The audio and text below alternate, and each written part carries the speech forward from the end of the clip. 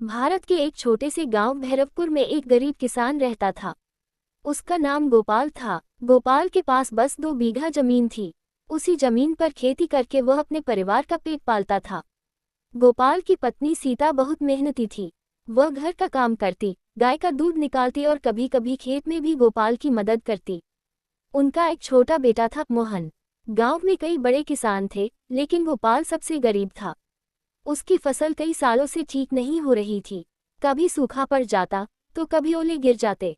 एक साल तो ऐसा हुआ कि पूरी फसल ही बर्बाद हो गई। घर में खाने के लिए भी मुश्किल से अनाज बचा था। एक शाम गोपाल खेत के किनारे बैठा आसमान की ओर देख रहा था। उसने धीरे से कहा, हे भगवान, इस बार अच्छी बारिश करा दो, नहीं तो हमारा घर चलाना मुश्किल हो जाएगा। उसकी आंखों में चिंता साफ दिख रही थी। दिन बीतते गए, मौसम बदलने लगा, आसमान में बादल आने लगे। गांव के लोग खुश थे क्योंकि बारिश का मौसम आने वाला था। लेकिन गोपाल के मन में डर भी था। उसे डर था कि अगर बारिश बहुत देर से आए तो उसकी फसल सूख जाएगी। एक दिन सुबह सुबह गोपाल खेत देखने गया।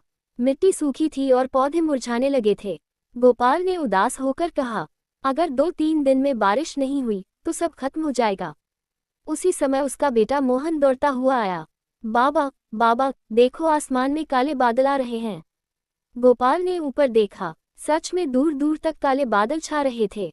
हवा भी तेज चलने लगी थी। थोड़ी ही देर में आसमान से पहली बारिश की बूंद जमीन पर गिरी। गोपाल ने अपने हाथ फैलाकर उस बूंद को महसूस किया। उसके चेहरे पर कई दिनों बाद मुस्कान आई। कुछ ही मिनटों में तेज बारिश शुरू हो गई। गांव के बच्चे खुशी से नाचने लगे। किसान खेतों में खड़े होकर बारिश का स्वागत कर रहे थे। गोपाल की आंखों में खुशी के आंसू थे। उसने कहा, भगवान ने हमारी सुन ली। लेकिन उसी बारिश वाले दिन उसके साथ एक ऐसा रहस्य हुआ जिसने उसकी पूरी जिंदगी बदल दी। बारिश रुकने के बाद गोपाल खेत देखने गया। जब वह खेत के एक कोने में पहुंचा तो उसने देखा कि मिट्टी थोड़ी धंसी हुई है। उसे लगा शायद पानी की वजह से मिट्टी बैठ गई है। गोपाल ने फावड़ा उठाया और धीरे धीरे मिट्टी हटाने लगा। कुछ ही देर में फावड़ा किसी लोहे की चीज से टकराया। टन! गोपाल चौंक गया। उसने और मिट्टी हटाई। वहां एक पुराना लोहे का संदूक दबा हुआ था। गोपाल हैरान था। उसने सोचा, ये संदूक यहाँ कैसे आया?